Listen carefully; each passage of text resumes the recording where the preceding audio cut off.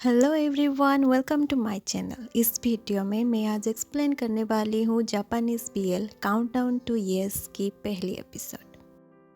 कहानी शुरू होती है एक यंग स्टूडेंट नाकानो वतरु से। वतरु को फोटोग्राफ्स लेना बहुत पसंद है। वो बताता है कि कैसे उसकी ज़िंदगी 10 साल पहले 4 सितंबर 2015 को बदल गई थी। वो समर वेकेशन का तुरंत बाद का टाइम था। उस दिन वतरु एक समर एग्जीबिशन देखने गया था फोटोग्राफी क्लब में। वहाँ एक फ़ोटो ने उसके दिल जीत लिया। उस फोटो में एक स्टूडेंट के दादा दादी दिख रहे थे।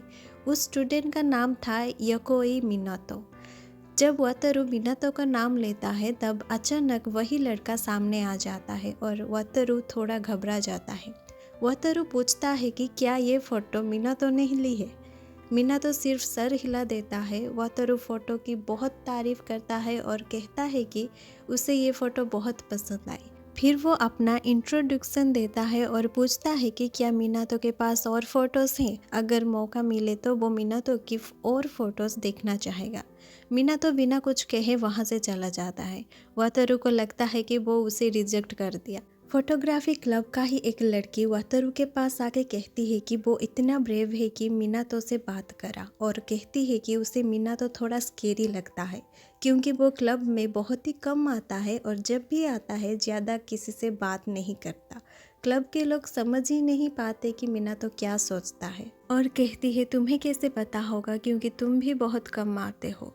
वतरु कहता है कि उसे ग्रुप में फ़ोटोज़ लेना पसंद नहीं, उसे अकेले काम करना अच्छा लगता है, और मिनातो की फ़ोटोज़ देखकर उसे बिल्कुल भी स्केरी फील नहीं होता। लड़की कहती है सही कहा। फिर वो क्लब मैगजीन लेने चली जाती है। तब मिनातो वापस आता है अपना फ़ोटो एल्बम लेकर और वतरु का नाम लेके उसे देखने को देता है। वतरु पूछता है कि क्या वो फ़ोटो एल्बम लेने गया था। मिनातो हाँ कहता है। वतरु एल्बम देखने ही वाला होता है कि मिनातो कहता है उसे फ़ोटोग्राफी टेक्निक्स का ज़्यादा नॉलेज नहीं है, इसलिए उसके फ़ोटो पर हंसना मत।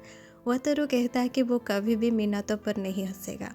वतरु फोटोज़ को देखते हुए पूछता है कि क्या मिनातो ने फिल्म कैमरा यूज़ किया था। मिनातो बताता है कि कैमरा उसके दादा ने दिया था। फ़ोटोज़ देखकर वतरु को लगता है कि मिनातो सिर्फ स्किलफुल नहीं है बल्कि उससे भी ज़्यादा है जो वो डिस्क्राइब नहीं कर पा रहा। जब वतरु मिनातो को उसके फास्ट नाम से बुला के ये सब कहता है, मिनातो मुस्कुरा देता है। मिनातो वतरु को पूछता है कि नेक्स्ट टाइम क्या वो दोनों साथ मिलकर फ़ोटोज़ लेने जाएं। वतरु खुशी खुशी मान जाता है। उसके बाद से दोनों अक्सर साथ फोटोज़ लेने जाने लगते हैं। टाइम बीतता है 2017 को। दोनों और भी क्लोज हो चुके होते हैं।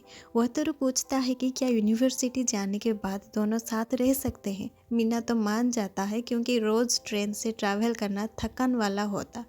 यूनिवर्सिटी के बाद 2018 में दोनों टोक्यो शिफ्ट हो जाते हैं और एक ही रूम में रहने लगते हैं। वतरु खाना बना रहा होता है लेकिन उसका खाना थोड़ा जल जाता है। मिनातो टेस्ट करके थम्स अप देता है, लेकिन जब वतरु खुद टेस्ट करता है तो उससे बहुत ख़राब लगता है।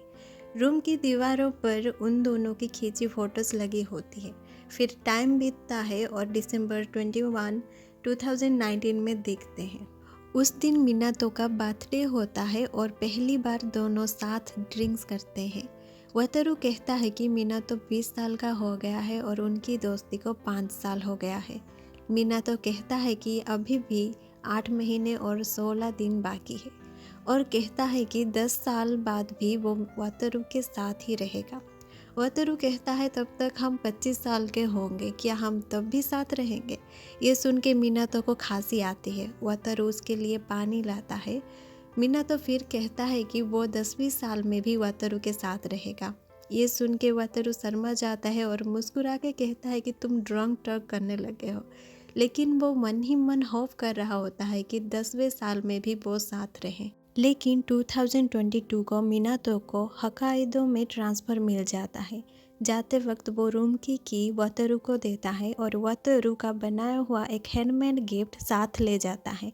वतरु पीछे से उसकी फ़ोटो ले लेता है तो मिनातो वापस आकर वतरु को हक करता है और चला जाता है। उस दिन वतरु समझ जाता है कि उसे मिनातो से प्यार हो गया है। टाइम के साथ दोनों दूर हो जाते हैं, एक दूसरे से ज़्यादा बात नहीं करते। फिर 4 सितंबर 2025 को देखते हैं वतरू अपने दोस्त की वेडिंग फ़ोटो शूट कर रहा होता है।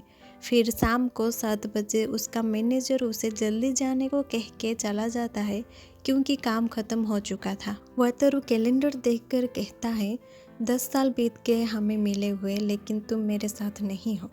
तभी अचानक से मिनातो का कॉल आता है। वो बताता है कि उसका ट्रांसफ़र हेड ऑफिस में हो गया है और वो वापस आ गया है।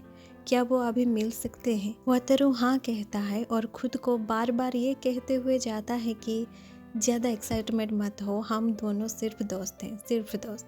फिर दोनों मिलते हैं। मिनातो वतरू को गले लगता है। डिनर के दौरान वतरू उसके काम के बारे में पूछता है। मिनातो कहता है वो प्लानिंग एंड डेवलपमेंट के चार्ज में है, अभी उसे हेडक्वार्टर प्रोजेक्ट के लिए असाइन किया गया है। ऐसे ही दोनों थोड़ी बातें करते हैं। फिर मिनातो कहता है कि 10 साल बाद भी वो वतरू के साथ है। वतरू मुस्कुरा के कहता है वो खुश है कि 10 साल बाद भी वो मिनातो के साथ है। फिर डिनर ख़त्म करके जब वतरू जाने लगता है, मिनातो उसका हाथ पकड़ लेता है और कहता है अगर हम फिर से साथ रहने लगे तो। और यही एपिसोड 1 ख़त्म होता है। अगर आपको BL सीरीज एक्सप्लेनेशंस पसंद है तो वीडियो को लाइक करें, चैनल को सब्सक्राइब करें और कमेंट करें। Thanks for watching. मिलते हैं नेक्स्ट वीडियो में।